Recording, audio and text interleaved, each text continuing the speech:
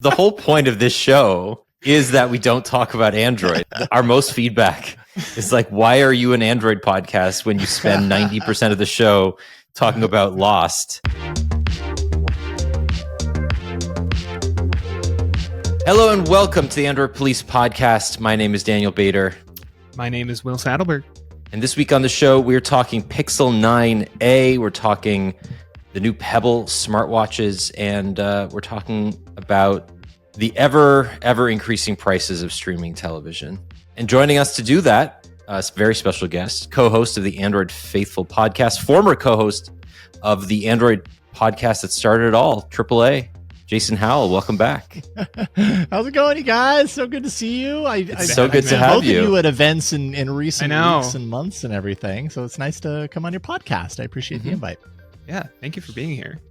You have had a busy few months. You've after leaving Twit, you started. You're doing a lot. I mean, you're doing an AI podcast as well, which I would love to hear how that's going with Jeff Jarvis. Yeah, AI Inside. You got in on the ground floor of many people talking at the same time about AI. Oh my goodness. Well, we've started that show primarily because neither of us felt like we were very competent at AI, or at least I could speak for myself, but I think I also speak for Jeff because we talked about it a lot. And it seemed like, all right, this seems pretty important. It seems very like, now, what's the best way that I can learn more about it so that I'm not left behind in the dust on it? And, as they say, like sometimes when you teach things, you learn so much more about it. And not that we're teaching AI, but it's a really great way to like stay up to date and keep with the wave of it. So yeah, I'm really enjoying it. So before we jump into the other stuff, how has it changed your perspective? Has it made you more pro or more skeptical of AI? Yeah, that's a good question because I think it just depends on it really depends, man. Like I use, I've been doing the independent creator thing for a little more than a year now. My AI of choice is Perplexity. That's the app that I use almost exclusively. Sometimes I'll use Gemini, sometimes I'll use these things. But over the course of the year, I've found ways to integrate it into the things that I'm doing that now when I look back and think about what I'm doing right now and how busy I am, and then remove those systems, I wonder how I could do everything that I'm doing. But at the same time, like, it's not like I'm working less. I'm just working the same, if not more, in different ways. And so it's useful, and no question, it's an important moment for just the computing landscape as a whole. I think it has tremendous influence over where things are headed and all that. But it also has pretty significant issues. The fact that computing used to be something that we could look at, at code and say, this is very deterministic. We know exactly what we're going to get on the other side of this if we've done our played our cards right. And with AI, no matter what, it's like, well, it might give you what you're looking for. It also might not, but that's just the way it is, and you gotta be okay with that, I suppose. And sometimes I'm okay with it. Sometimes I'm not. I think you touched on basically like every episode of this show that we've done in the last year. Yeah. I feel like this is the conversation we've been having where it's like, do these tools have like interesting use cases? It's like, yeah, but it's probably not the ones that are going to make it easy to advertise or raise billions of dollars off of, and I think that's such an interesting disconnect. Yeah. Because I agree with you. I have found plenty of like smaller use cases, and we've talked about some of them, but like it's nothing that Sam Altman is going to be able to walk into a room with VCs and be like, so let me tell you about this writer in Buffalo, New York, who has found a way to remember the word he's trying to think of when he can't think of the word he's trying to like it's just not going to happen. So yeah. My most common use case is accidentally activating it, and then instead of Google Assistant talking for 5 seconds, it talks for 5 minutes. Yeah. And then it's like a phone in my drawer somewhere that heard me say, "Hey G," and then just like misinterpreted something, and it just does not shut up. Yeah. Ever. Yeah. It is a confusing moment right now, especially when we're talking about Google and, kind of Android, where it's at right now, and the world of Assistant, which Google, was early on early into, let's say, ahead of most other competitors as far as this like AI assistant thing.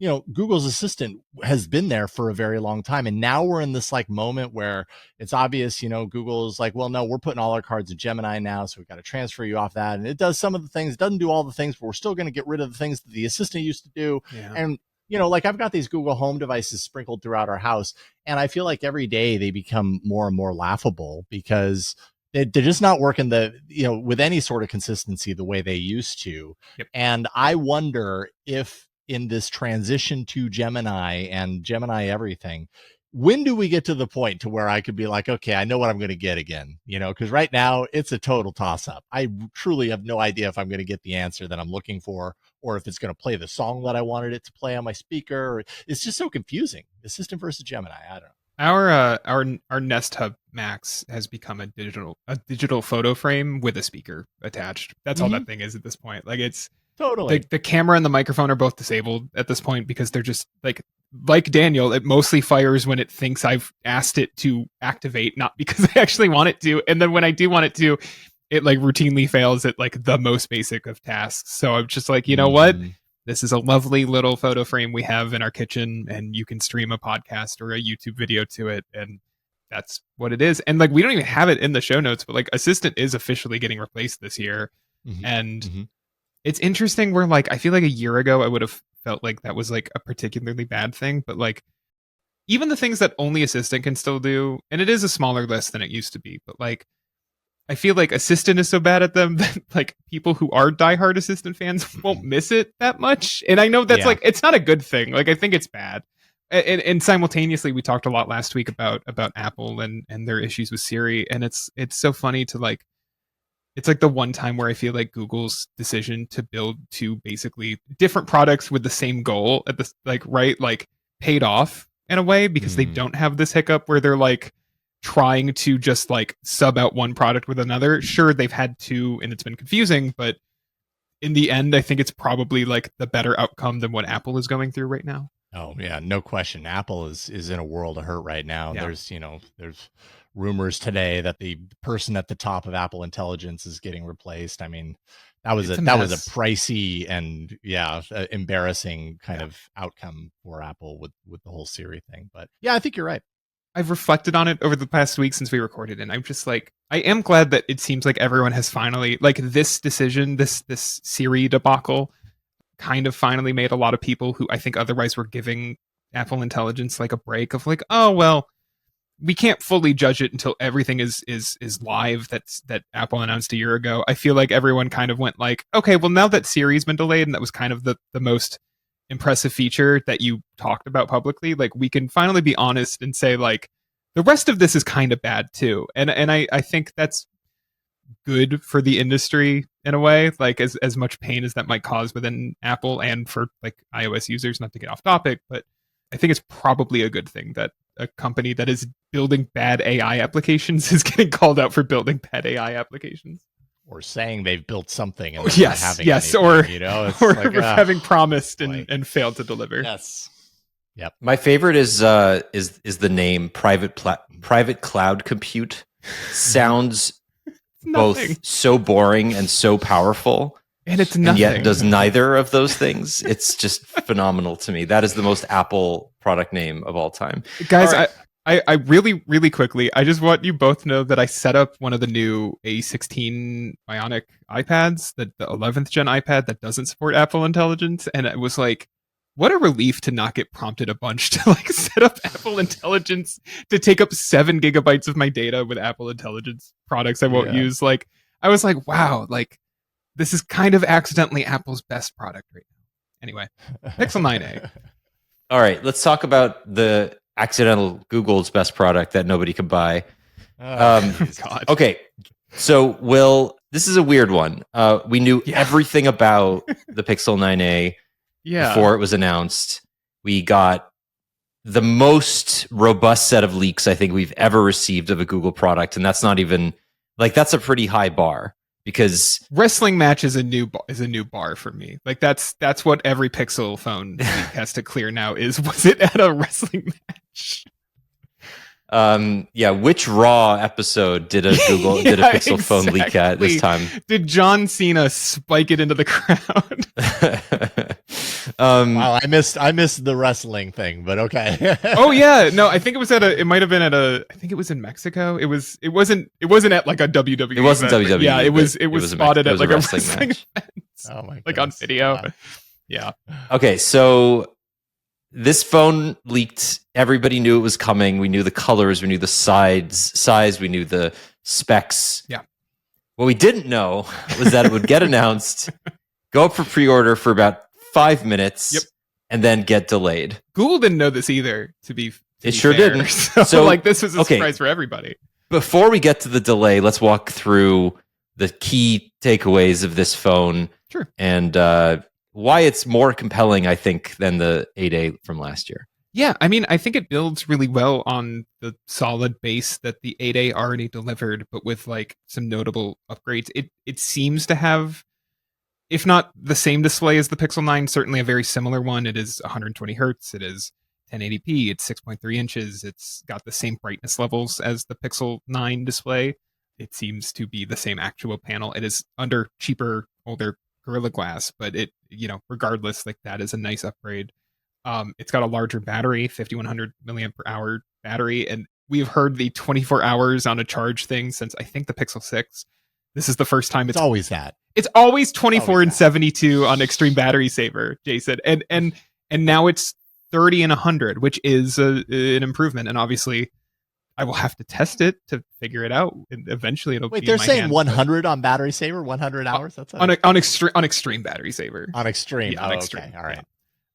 But still, I mean, that's an improvement. It's and then the design is kind of the other thing that has changed, right? It's no longer got a camera bar. They found a way, and they told us in the briefing. They told reporters in the briefing on this phone that they basically found they didn't need the camera bar to squeeze the 48 megapixel sensor they're using, which again seems to be the one from the Pixel 9 Pro Fold, but I don't have confirmation on that.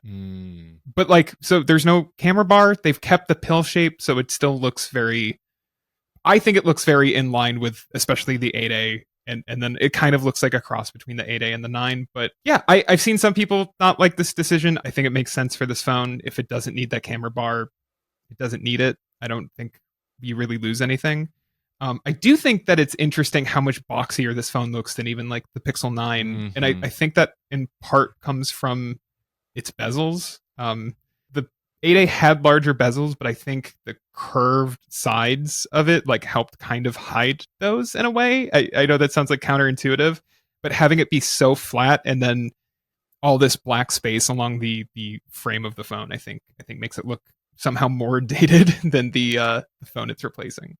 But yeah, largely. And Tensor G4, I should mention, which is a slightly different version than what's in the Pixel 9. It has that older Exynos modem in it. I've seen some freak out over this, but I didn't have any modem issues with the Pixel 8 or the Pixel 8A. It's the same modem that's in those phones. I think it'll be fine.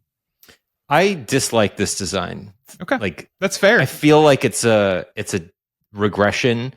I think that this move towards like super austerity for the Pixel is wrong. Like I just don't feel like this says anything about anything.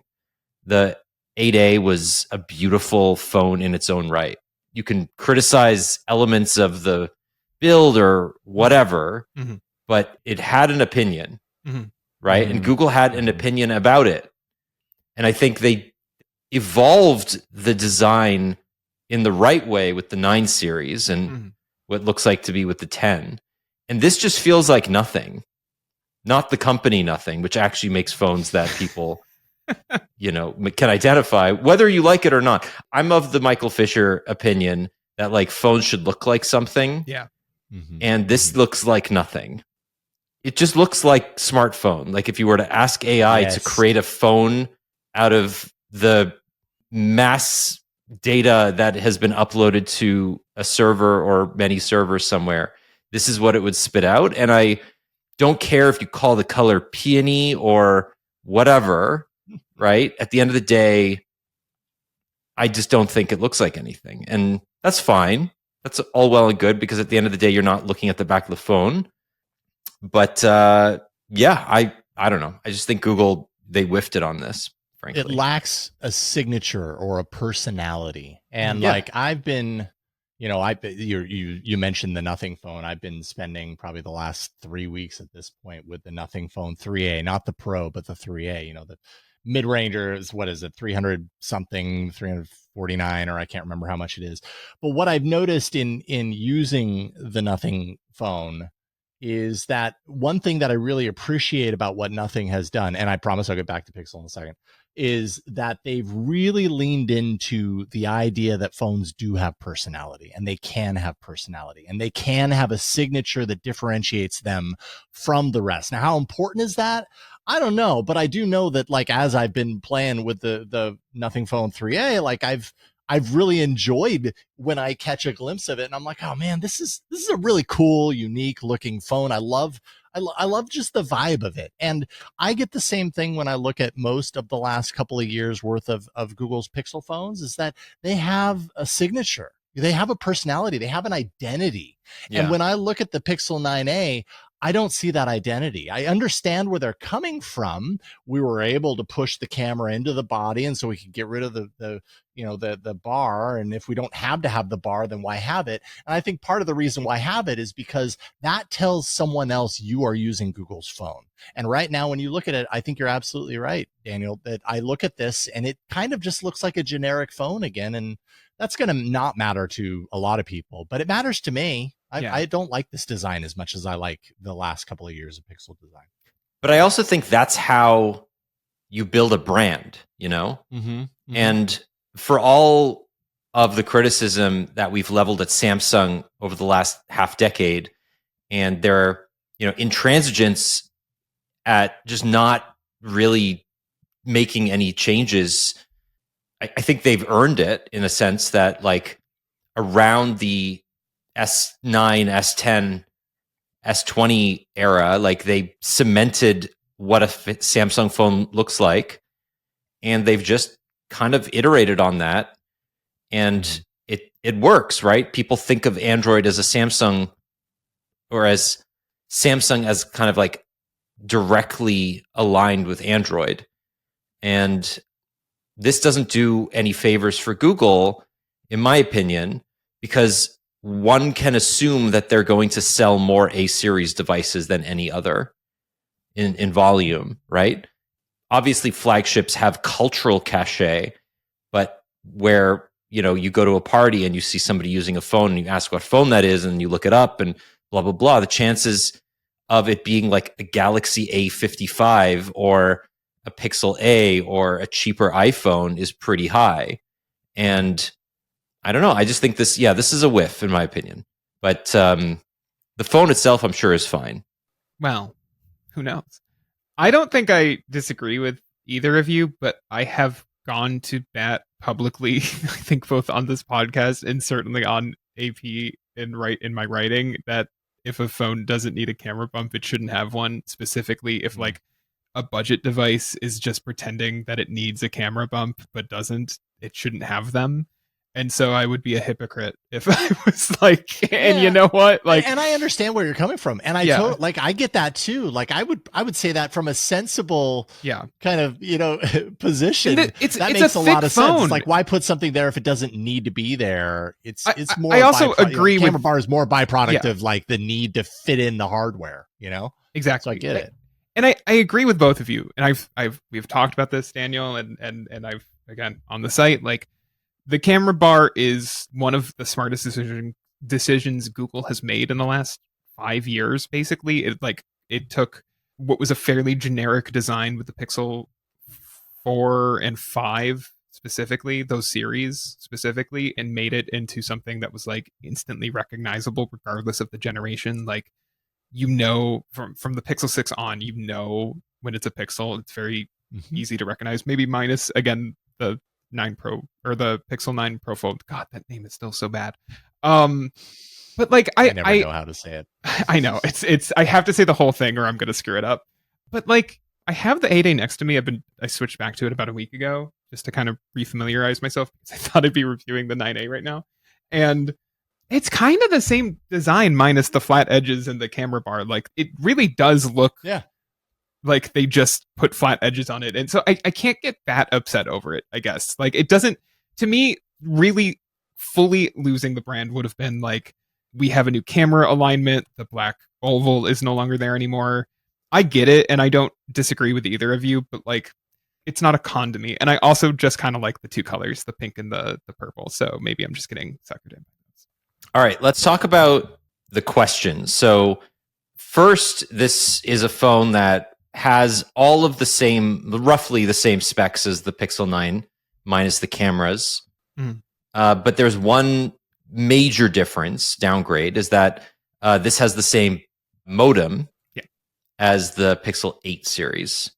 And some people are going to be upset by that. I never had a particular issue with any of the 8 series in terms of connectivity, but I think objectively the efficiency in the 9 series is better. Now, this will be an interesting experiment because we haven't broken out the modem from the G4 before this to know whether or not it specifically contributed to the phone's efficiency. And now we can A/B test it more or less, except for the fact that the battery size on the 9A is commensurately larger. But I think it's going to be interesting to see, like, in a world where Apple has just launched its own in-house modem for the first time with the C1, and there are some early tests. Ookla just sent out a press release comparing baseband performance of the iPhone 16e versus the iPhone 16 series, and found that on some carriers and in some instances, the C1 modem is actually faster, and that in many areas, it's basically more efficient over time. It doesn't degrade in performance over time. I don't know. I mean, that's interesting, but we'll see if this has like a material impact in how people experience the 9A, because I don't know. Jason, did you have any problems with the 8 series modem? No, I never had any real issues that I can recall with the 8 series modem, which is not to begrudge anyone who did. I'm sure the people who did are looking at this and thinking that Google really whiffed it, you know, if they're choosing to do that. But I didn't experience that personally. Yeah, same. Doesn't bug me as much. Other than that, though, I mean, this is basically the same experience that you're going to get with the Pixel 9. Now, they did delay the phone somewhat. So they announced it and then put the phone kind of on hold, citing an unknown component problem. Like, they won't tell us what component there is, but they gave a quote to 9 to 5 Google and subsequently to us, saying basically that in a small number of units, there was a component quality problem. So they're delaying the launch. So I think similar to what happened with the Galaxy Buds 3 Pro earlier or last year, where they found that a bunch of the units were defective and they just delayed the whole thing by like a month and a half. I hope it's not that long. No, but why the delay of the pre-orders also? That's what kind of weirded me out. Like, why didn't they open pre-orders? Yeah, I'm with like you. what? And I don't know. Like, I don't work in that business directly, so maybe there's like a very well-known reason why you don't open pre-orders that early or something. But it just kind of seems strange to me. It's like, you know, capitalize on the excitement, even if it's going to be a little bit longer. Like, but although at the same time, it does kind of sound like this was a pretty last-minute decision to do this. Yes. So maybe they just weren't that organized around it enough to have that analysis and you know, set all the ways that they communicate to people in the right place. Yeah, maybe they couldn't put the language in place in time in the store to be like shipping estimated April 2025 or whatever. But no, I'm with you. I think they should have just left pre-orders open and been like, it is shipping in April, and like, frankly, should have they, you know, I think they draw more attention to it based on the fact that, like, if you go to the website right now, there's just a big get notified button as opposed to the ability to sign up for a pre-order. I really don't think most people shopping for the phone, and we're recording this on March 20th, a day after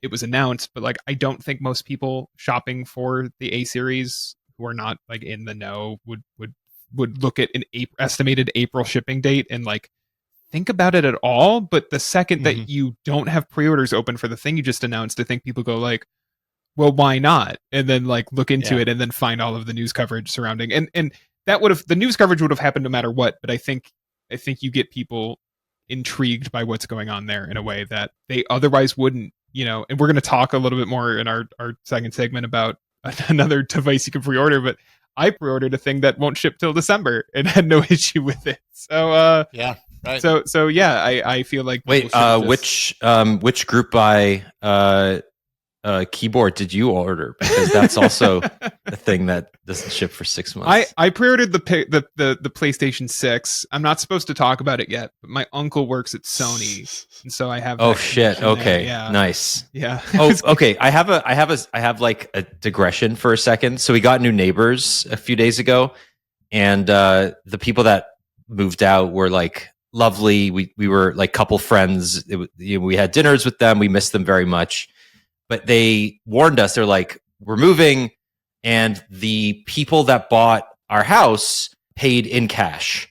And it was a guy who bought their kid, early 20s, a house in Toronto in cash. I'm not going to say how much it was, but it was not inexpensive. Okay. Well, it's a house in Toronto. So it's you can infer what you want from that. So this, and I didn't know how early 20s we're talking here, but it's like early 20s. So they live with a bunch of friends.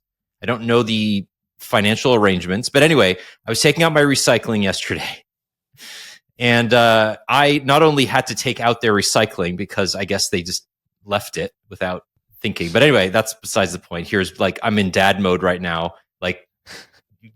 Why you little kids? But anyway, what did I find in their recycling? Because I'm a creep looking through the recycling. I found a PlayStation 5 Pro box, as well as the PlayStation.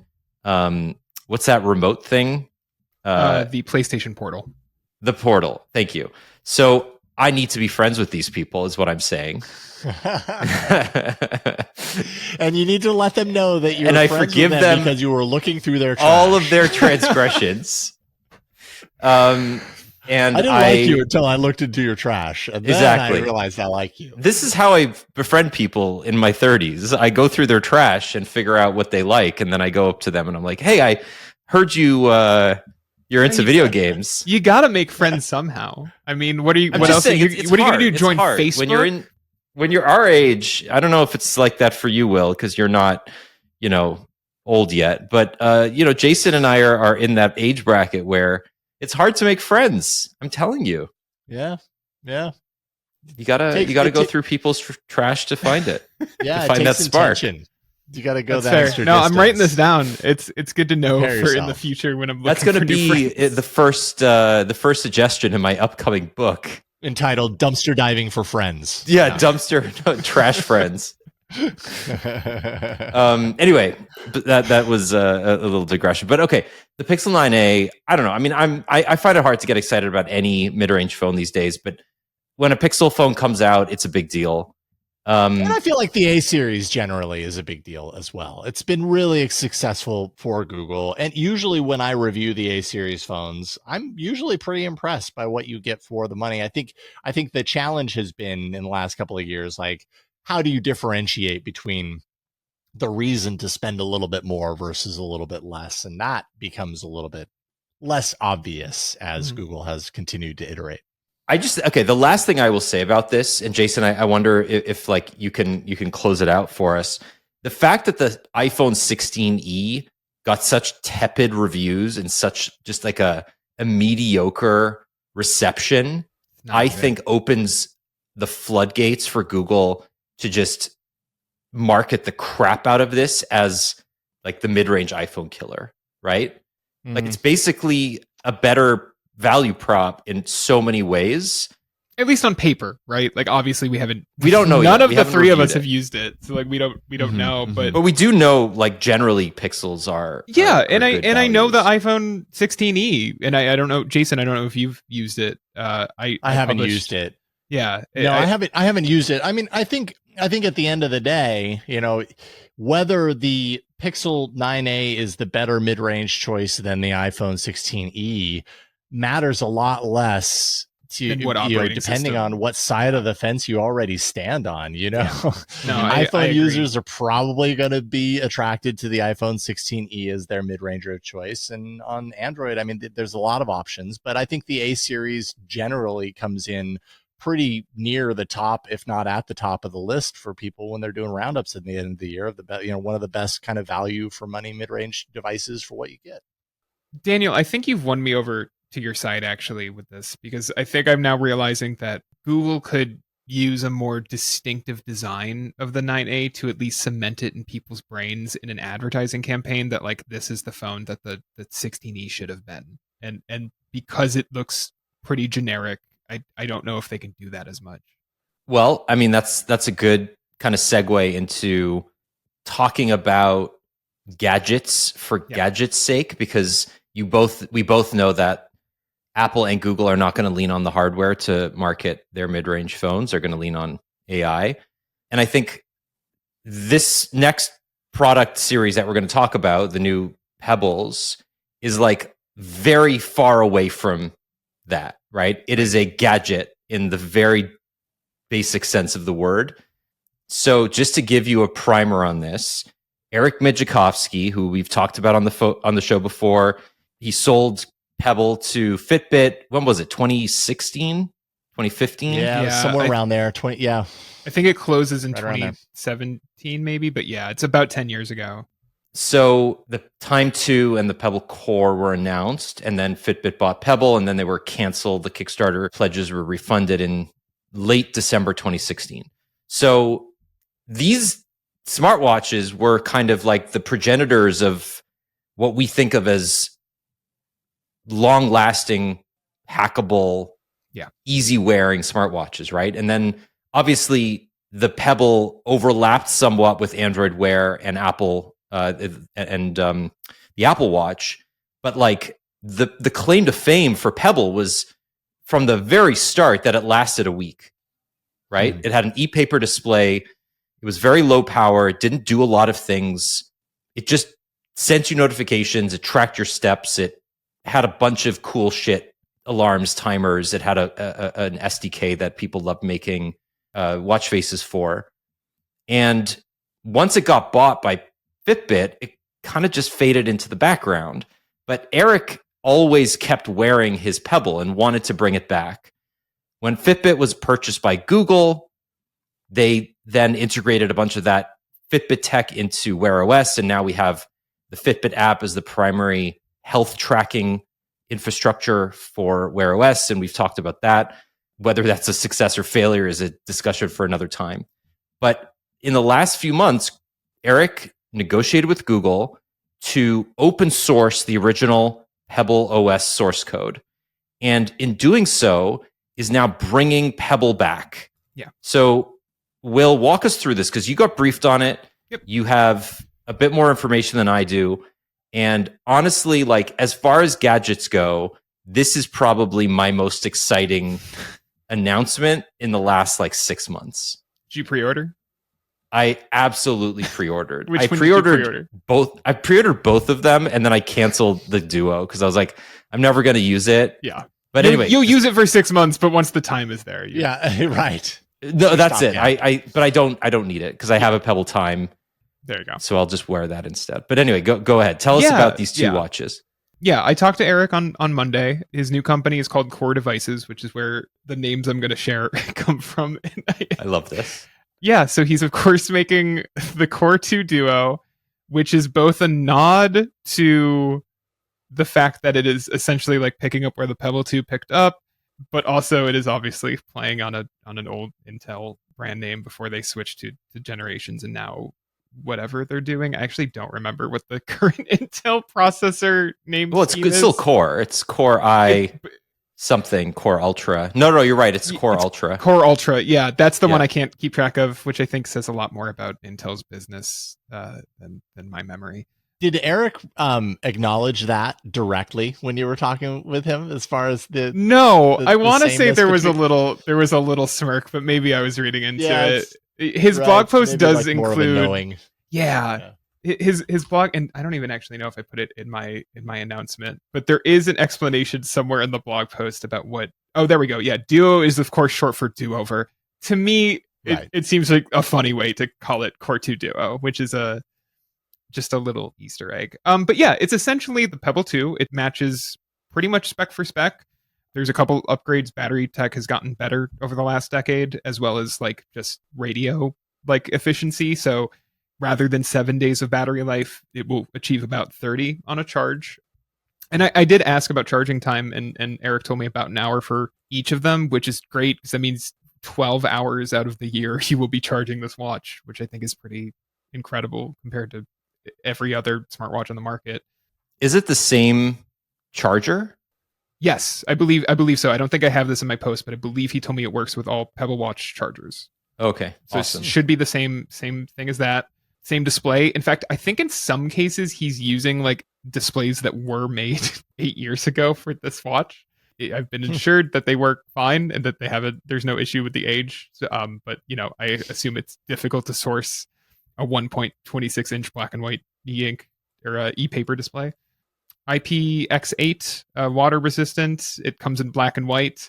It's got a speaker now in addition to the microphone. This is primarily for AI apps like ChatGPT to be able to communicate with it. Not so much God damn it. Sorry. Not phone you calls. Can't even escape it on your Pebble Watch. I was like, this is not an AI gadget. Wait, no, of course it is a little AI bit. Gadget. It's an AI optional gadget, I would say. Like it sounds like Eric has found some cool apps that he likes. That is entirely what it's for. And I mean, we've spoken to Eric. Like he's into AI. Like we know this. Yeah. But it's anyway, it's fine. It's fine. It's fine. I feel like the Core Time 2 is the more exciting thing because this is essentially what the Pebble Time 2 was supposed to be and didn't end up shipping, obviously because Fitbit bought Pebble. 1.5 inch color e-paper display. It's estimated to have that same 30-day of battery life. $225. It's also got the heart rate sensor in it that the Core 2 Duo does not. I'm never going to be able to say it without smiling a little bit. It's a very funny name. Mm-hmm. And yeah, July for the Core 2 Duo. The Core Time 2 is planned for December, but that one is further behind in development. They have prototypes for the Core 2 Duo built already.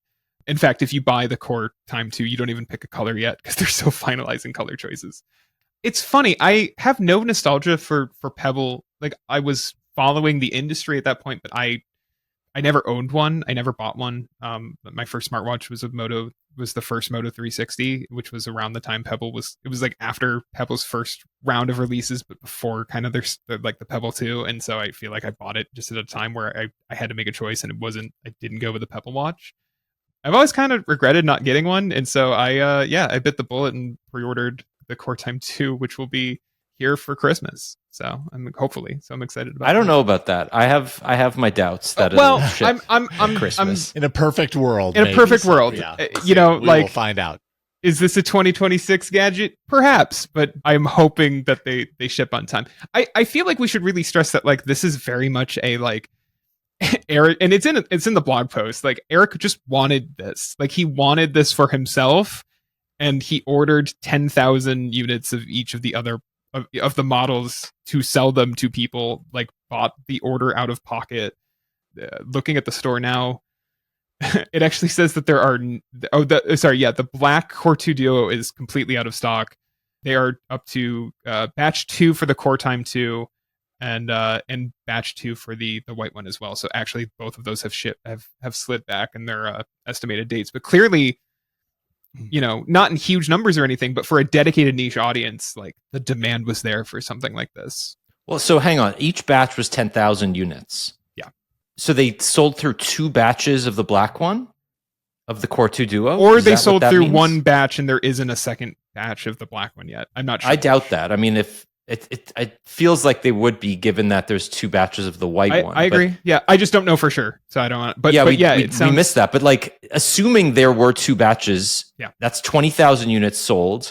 Mm-hmm. There have been 17,500 units sold of the white one, mm-hmm. right? So that's nearly 40,000 units already sold, and we're at batch 2 of the Core Time 2, which means that there have been over 10,000 units already sold of that. So almost 50,000 units of these watches have been pre-ordered just on the like reputation of the original one that hasn't existed for nearly 10 years. Like that is a huge boon of confidence for like Pebble as a brand, but also Eric. Like this is a guy that just, he gets it done, right? Like I'm not trying to blow smoke up his ass, but like it's true. Like I was there at Google I/O. Jason, I feel like you were there too. Early days, like 2012, back when it was at the Moscone Center.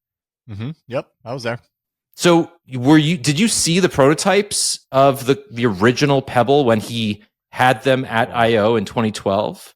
God, I'm trying to remember if I actually saw that at that time. I never had a Pebble. Pebble was like one of those things that existed that I wasn't I wasn't personally close to, but but I was definitely following. I don't have memory of seeing the prototypes then, but then I have horrible memory, so I wouldn't bank too much on that. One thing that I really appreciate about this is, and you both alluded to this, is that Eric, he is a passionate person when it comes to this. And I love the fact that this product exists because he just decided, like, I still love this and I still think it deserves to exist. And I'm pretty sure there's enough people out there who would agree. So let's just go for it. It's like, I love seeing that passion behind a piece of technology like this. Yeah. I also, kind of see this as kind of, the whole return to simplifying our tech lives and stuff. I wouldn't say that that's a trend that has really taken the world by storm, like the light phone and stuff like that. There's solutions that exist down that road. And I kind of see Pebble as something similar along those lines. It's kind of like, maybe it's the right time for a little bit of a throwback device like this that is a little more simplified, a little less does literally everything you ever want it to do. And, it's kind of cheeky. Like it's got a certain kind of charm to it that really feels, it's proud of its kind of low rent roots. Yeah. That makes sense. And I like that. 100% agree with you. It's deeply weird. And I told Eric this on Monday, honestly, that we don't see more nostalgia plays from bigger companies. And, I'm not talking so much about like something like Nintendo making a Game Boy, which truly did. This is not a joke. Once this conversation about Nintendo making like a retro Game Boy to compete with the emulation scene inspired like a 30-minute borderline argument between some of the editors at AP like several months ago. Like we kept coming back to it to argue about whether or not it made sense from a business perspective. But like, yes, people probably just want one gadget, but everything is a niche now. Like there is no mainstream. And I think playing to a specific niche with a well-made product that accomplishes what it sets out to do and isn't trying to beat everything and more to you is like a smart move. And like if you pair it with like a fun design and like the right amount of like nostalgia, I think it can be successful. And I'm surprised we've now seen the success of these new PebbleOS watches. We've seen the success of the emulation handheld market over the past several years. Like I'm surprised we don't see more in this space of like even like larger companies like being like, let's go into the vault and see what we can like revive in a modern era for an industry looking for a way to drive excitement, right? Like chasing just 100% AI in this way. Like I do think there's space for like make exciting hardware that people want to use and people will buy it. I mean, Jules in the show in the chat brought up one of my evergreen retro wants, which is the HTC Sensation. If that ever came back as a smartphone, I would be all over it. It is my favorite phone of all time. Let's be clear. Jules brought up boom sound. He did not say anything about the HTC Sensation. You just love boom I'm sound. Interpreting what he said. You just love boom sound, Daniel, is what I'm hearing. I do not remember boom sound, to be honest. I remember when HTC owned Beats and sold it for like $20 to Apple. That was a time. The branding for their no, I know. I remember boom sound. Do you remember when the early Android phones, like the antennas were inside the removable case? So if you removed the back cover Yeah. of your HTC Sensation, you would lose connection because the antennas were in the battery cover. It was incredible. I loved that. I loved that phone so much. It was metal. It was full on like HTC widget, the clock widget era. It was. I don't think we talk a lot about when journalists are getting nostalgic. We talk a lot about the HTC clock, not enough about the big phone button at the bottom. That's what I think about. Where I'm like, even then I wasn't calling that many people. I didn't need this big. It could have just been a normal size icon, but it's like it's so big. Phone bar. It fully says phone. Like, yeah. I mean, the Sensation. I did not have the Sensation. I had the Thunderbolt, and I'm looking at both of these, and they share a lot actually. Yeah, they were pretty similar. Yeah, very. HTC reused a bunch of designs. Remember the Rhyme? They pinkified the Thunderbolt and tried to sell it to ladies. Yes. Oh my God, that's right. I the lady phone. fully forgot about this. Yeah, Wow. that one thankfully failed Tango, miserably. I think, or something. Yeah. And obviously you can't forget the Cha-Cha, which was the I'll Facebook never Cha-Cha, forget that's the what I was thinking of, Cha-Cha. not the Tango, the Cha-Cha. Yeah. In salsa, No, there were two. It's all there. Cha-Cha and salsa. Right. There were two. We all remember the Sal- cha-cha. People don't talk enough about the salsa. Oh, HTC, just to be clear, HTC just released a new phone in Asia, and it's part of the Wildfire lineup, which was their like entry level brand back in the day, and it's somehow still around. Anyway, okay, I would love to do a full 3 hours on all of my favorite HTC phones, but unfortunately Jason has things to do and podcasts to host. So although I think that's a pretty rad idea. I like the implication I'm down if you here. are. Daniel, are you saying you and I don't have things to do? I don't have anything to do. I don't know about Right. you. Fair enough. No, I can. Yeah, let's get Jason off. No, it sounds like Jason actually does want to be here for the 3 hour HTC talk. But yeah.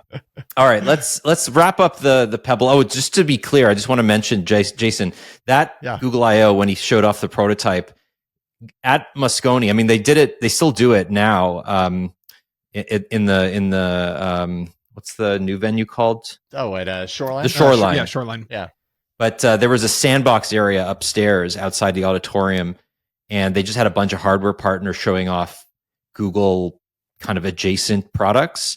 Yes, and Eric literally just had a e-paper display with a wire hanging out of it, connected to a prototype motherboard that didn't have a wrist or like a strap or anything. It was just the guts of the thing that he was showing off to developers as a way of like enticing them to start developing for Pebble, knowing in advance that like if you were going to make a smartwatch, and this was before Wear OS or Android Wear existed, you needed to get to Android users, because if Apple ever made a smartwatch, it would be completely locked down, which is exactly what happened, which is why Eric in 2025 wrote a blog post all about how the iPhone experience with these new devices is going to be severely restricted. So you actually, if you buy this thing, and I love this little note, you have to check a box that you understand, a disclaimer box that you understand that your experience will be diminished if you have an iPhone. Yeah. Like, love it. It's not a legal disclaimer. No, it's like you're just to point you in that direction of like, I want like, you to make on sure this you post. know. Clear. Yeah. I do think that's it's a good little. Daniel, we should mention, and then we can wrap up. But if you scroll far enough down the announcement blog post, it seems like the Core Time 2 is essentially exactly in the state that you saw the first Pebble watch in 2012. It is like an e-paper display hooked up to a motherboard. I think that is okay because I think it's good more too. Faith this time. I'm saying that I think it's so funny that completion. like it's full circle. It's exactly what you were just describing. Oh, you're right. Oh my God, it's literally a paper. Yeah. Okay. All right. Well, so we're just back to 2012. So we are. I mean, why not? Right? Like the world was so much simpler. Yeah. Indeed. I mean, I don't know if I can comment on that. I was in high school, so I feel like that's an unfair. Jason, Come on. Much simpler. All right. Much simpler. All right, let's move on. Let's finish things up. I do want to just mention a couple of smaller things. AP has done a lot of coverage in the last few years on, or last few months on, like the rising prices of streaming. Will, you reported this week that Plex, which is this, I don't know, it was like a bastion of, I mean, it's a bastion of piracy, let's be honest. But like, whoa, hey now, it's no one who service. uses Plex has pirated a single movie, and you can't prove anything. But they're trying to go legit. Prove it. It's a weird. I think it's a weird service, right? Because it is basically just this like open platform essentially that allows you to stream your media anywhere, and it's been doing that forever. But they're increasing the price of their premium tier, and they're kind of forcing you to use it if you want to get access to some of their features. So walk us through these changes, because I think this will impact a lot of our listeners. Yeah, I kind of called it, this ended up being a little confusing, so I did clarify my coverage, but I called it Plex's version of cracking down on password sharing, which is not what I mean that they're going to lock you out of password sharing, but that they are following a very similar plan of how Netflix pushed people to pay more for multi-account support. So in this case, the way that I think most people probably interact with Plex is actually not building their own server. It is knowing a guy or meeting someone on Reddit who has built a Plex media server and getting access to it, and then streaming the content, whatever it may be, wherever it may be from that server remotely to their television or their smartphone or whatever device, right? Like that is, I think, how the majority of people probably actually who use Plex probably interact with it. It's not so much that I think everyone is out here building their own media server. And so to do that remote streaming, which I think is like a key part of like why Plex is popular, there are two choices starting on April 20, I believe it's the 29th. At the end of April, you will either have to, the Plex server you're streaming from will either need to have an active Plex Pass subscription, which is Plex's paid subscription, or the remote user, and I do appreciate that they offered this because obviously not everybody who has access to a remote Plex server is going to be able to ask the person who owns the server to pay up. You can pay $2 a month or $20 a year to get that remote stream service back, basically. And so that is very similar to what Netflix has done, right? Obviously, again, they're different services, but the end result is the same, which is that like in some way you will be paying more. And that's the other thing, is that Plex Pass subscription prices on the same day are going up, right? So it ranges from $2 more a month, from $5 to $7 a month, but like for the lifetime pass, it's jumping from $120 to $250, which is obviously more than double. It's a big jump. Yeah. So the good news, I think Plex has done nothing wrong here. I think that they're right to try to get people to, again, I think most people are interacting with Plex remotely and not with their own servers. So I think it makes sense to try to get some of those people to pay up to continue using Plex. And I think $2 a month is a perfectly reasonable amount of money when Netflix's 4K plan costs like $25 a month or something. And they've also given people a month and a half almost to decide, oh, let me lock in a year now, or let me just buy that lifetime pass and not think about it ever again. I think that's good. But yeah, I mean, the end result is it's getting more expensive. Oh, they are removing, there was a limitation that if you were streaming to a mobile device, you had to either have Plex Pass or pay like a one-time fee. They're removing that. So there is at least some good news in this. But yeah, it does just mean that Plex is not going to be free for how most people use it at this point. Either the server owner or the person streaming remotely will have to pay starting at the end of April. You got to give Plex credit for the fact that they have not increased their prices in a decade. They have not. They have held steady. That's true. No, they've held pretty steady. Yeah. I think this company has done this entirely right, but that doesn't, like, at the end of the day, it still results in people paying more. And I think it's right for them 100%. To pay. Yeah. Totally. I mean, obviously, if you're thinking about the lifetime pass, The clock is ticking. Lock it in that at 120. Just do it now, because in a little over a month, you're going to lose the ability to do And the that. lifetime pass will pay for itself in 2 years at the new annual rates. So you might as well just do it. But yeah, that's the Plex news. It's still significantly, if you have access to someone's Plex server or you've built your own, it's still much cheaper than signing up for any streaming service that I can think of. Like, I can't think of one that would be cheaper than $2 a month. So yeah, I guess, and it's not fast $2 services. a month for every server, or is it? Or I believe it would be like your account, $2 a month. Yeah, your Plex account. So when I Okay. add someone, and I do have someone's Plex server on my Plex account, so I have my own Plex account, and then I have been added to their server through that account. So I would be paying that $2 on my side. Now I don't have to, because the account that I have access to has Plex Pass, so I'm good. It's already good to go, but it has to be one of those two, basically. Got it. So, as an introductory offer, the Android Please podcast is providing value to our listeners. If you want access to our totally legal library of content, we are selling it right now for a very reasonable $6 a month. And what's going to be really and fun you get- about this? Wow. Oh, so go ahead. Access to all our entire archive. I mean, this is the equivalent of This American Life, right? Like, this is about as good as it gets, folks. So just email Will at androidplease.com for more information. He'll get back to you personally. I will. For and send you his Bitcoin address. Yeah. Okay. Yeah. Absolutely. Yeah. I'll send you exactly. Sorry, Doge. Sorry, illegally we have to accept Doge now, so it's You're required.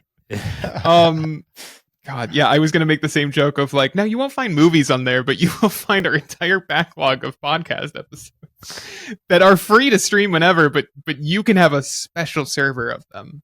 Yeah, it's organized. You'll get the neater.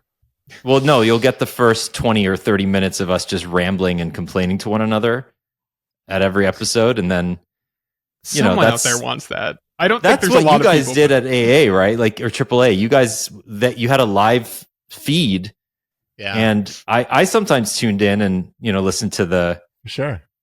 For sure. the back and Sometimes forth. the best stuff is the pre or post show. Yeah. We kind of got to a point, once Twit launched Club Twit, we got to the point to where we were like, all right, that was a good post show. Clip that out. That's a Club Twit exclusive, like, unless you were there for the live stream, you get this because you're a paid member, Yeah, people love that stuff. Absolutely. I want to hear your voice, Jason. What they want to hear, the people that they're used to hearing just talking about random stuff. You know what I mean? That's We it. already do that in the show. The whole point of this show is that we don't talk about Android. I mean, that's basically what we get. Our most feedback is like, why are you an Android podcast when you spend 90% of the show talking about Lost? Talking about talking about your neighbor's trash. We should have my neighbor on the show next week.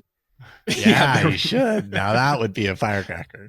Yeah. All right. I'm going to end the show. As always, we do our final segment, What's Making Us Happy, which is a very brief little way to end the show on a high note. Jason, you can talk about anything you want. It doesn't have to be tech related, but it could be movies, music, TV, books, whatever you want. Anything. Kids, anything. What's making you happy this week? I think a piece of tech news that we did not talk about today is Qualcomm's kind of mid-range game, or Qualcomm's gaming chips announcement. Yeah. And one of the devices that they showed off kind of caught my attention is the Retroid Pocket PR Classic that looks like a Game Boy. It has the Snapdragon G1 Gen 2, which is not the top of the line gaming processor that they announced, but it looks like a really good, like, portable emulation system that I don't know if I'll ever get it. It's probably not going to be that much more than $100. So, easy to pull the trigger on. And I don't know, it'd be pretty neat to have all my emulation tied up in a device like that. So that made me kind of happy. Are you going to buy one? I don't know. The price isn't out there yet for the PR Classic. I don't think they've released the price. They say it's going to ship in May or something like that. So I'm waiting for the price. And I mean, it's probably not going to be that expensive. Why not? I'll buy it and then I'll never play it. But report back. Yeah, I want to know if you ever play it. I have a whole bookcase full of portable handheld devices that I never touch. So Yeah, exactly. including Gotta a be PS busy. Vita that I have recently started charging regularly and then letting Die again. letting die. What And are the you battery going to on play that on the Vita? What's your Wipeout intentions? 2048 or 20 whatever it's called. Wipeout 2040. Yeah, Blade Runner 2048. 2049. 2048. Yeah. It's great. It's the best game on the Vita, in my opinion. It's so good. All right, Will, what is making you happy? Yeah, I feel like I've been really missing out lately, so I came with 3. Except one is not making me happy, but I'm going to include it anyway. Really quick update on last week's episode, which is that Gmail for Android is moving the Gemini button. Oh my God, Daniel, really? yeah, look at the bottom of the show notes and you'll find the link. This news was published this morning. I totally missed it until I went to put the show notes together. I have no idea who at Google listens to this podcast, but thank you for passing along that the Gemini icon was in a bad spot in Gmail, because this seems to fix it, and I'm very happy about it. Wait, it doesn't let us get rid of it though. It's not going to be gone, but the your profile icon will be back to the far right where it should be, and then you can just actually ignore the Gemini button rather than having to move your thumb, which is what we were mostly complaining about last week. Yeah, keeps jumping around. I'll take it. Look, do I want it gone? Yes. This is a good middle ground. I'm happy with this. So thank you to whoever out there did this. I don't think that is what happened, but I'm going to give us credit for it, Daniel. I think. Sure. Yeah. I'll take it. I do want them to get rid of it. Let us get rid of it entirely. Yes, agreed. But this is fine. It's fine. The thing I really liked over the weekend, I caught up on the Apple TV Plus show that everyone's been talking about. I believe it's about to finish its second season, or its newest season, and that of course is Mythic Quest, not Severance.